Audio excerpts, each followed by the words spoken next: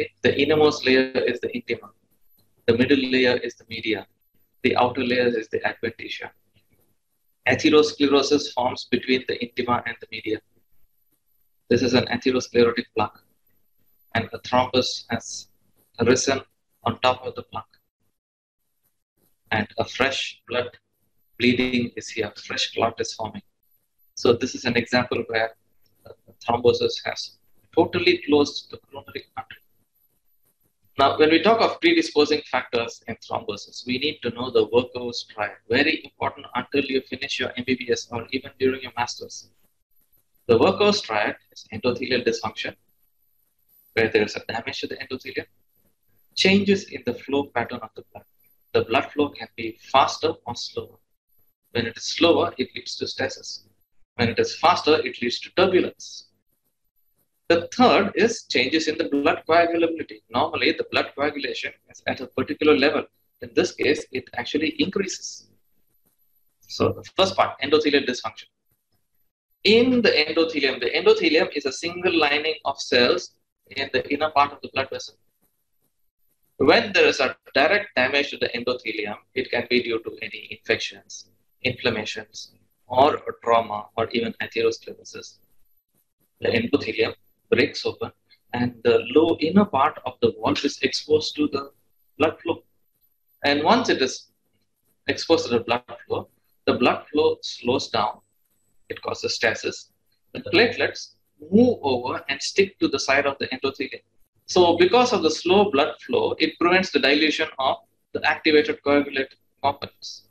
Alternatively, contrarily, if there is turbulence or increased blood flow, that itself can cause trauma to the endothelium, and platelets will connect with the endothelium. So either way, stasis or turbulence, both are part of workhorse triad.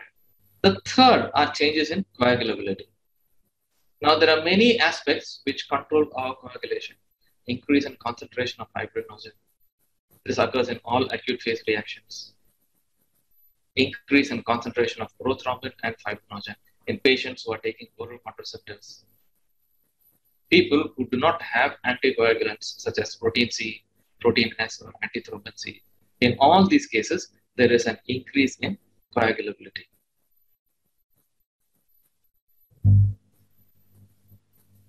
Now, let us go to each side and see the predisposing factors. In the artery, atheroma is a big predisposing factor, atherosclerotic plaque, because an atherosclerotic plaque is a damage to the vessel wall and intima, and that can cause a thrombus. Aneurysm is a condition where the blood vessel weakens and dilates out like a bubble, like a sac, and that can cause the damage to the endothelium.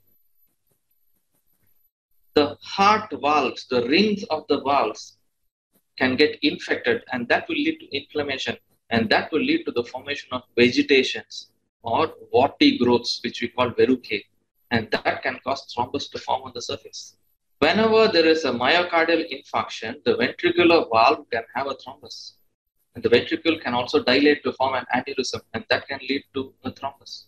In veins, the blood flow is always slow. So the chances of stasis are more in veins.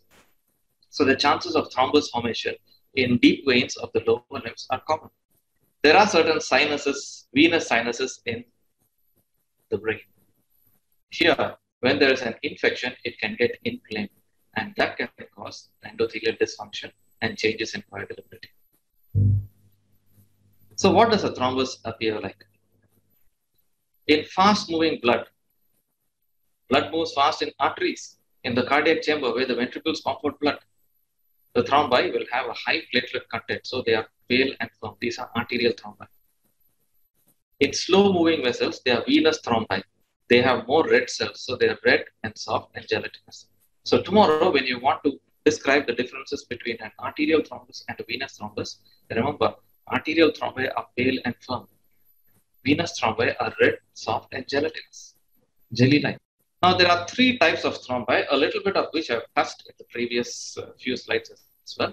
The first is occlusive thrombi. This is a thrombus that blocks the vessel wall. It is called occluding the vessel wall. These are called occlusive thrombi.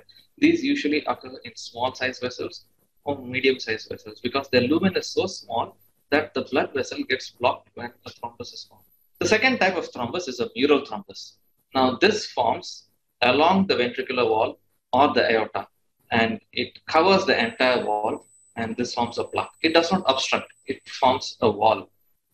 It lines the wall. So from here, it can break up and go to the brain, and it can cause damage to the brain. The third type of thrombi are vegetations. As I told you, it occurs in the heart valves. They are warty growths which grow out, and the surface protrudes into the line of blood flow, and it can get damaged further, and it can get infected further. These are called vegetations. We get vegetations in diseases like infective endocarditis, rheumatic heart disease, systemic lupus erythematosus, and non-bacterial thrombotic endocarditis. Now, this is a gross picture of a heart which shows a coronary artery with an occlusive thrombus.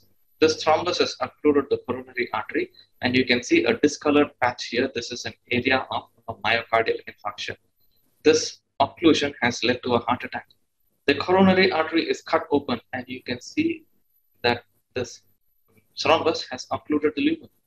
A photomicrograph of a coronary artery. You can see a thrombus has occluded the lumen again here. There is a little bit of slight recanalization that is attempting here, and needle-like areas here which suggest cholesterol accumulation. So this is from an atherosclerotic plaque that the thrombus has formed. This is a ventricular wall. Notice that the ventricular wall is thinned out here. This is probably after a heart attack. So the ventricular wall is thin, and you can see a thrombus here. All this is a thrombus, darker color. This is called a mural thrombus, where the damaged part of the ventricle is covered with a thrombus.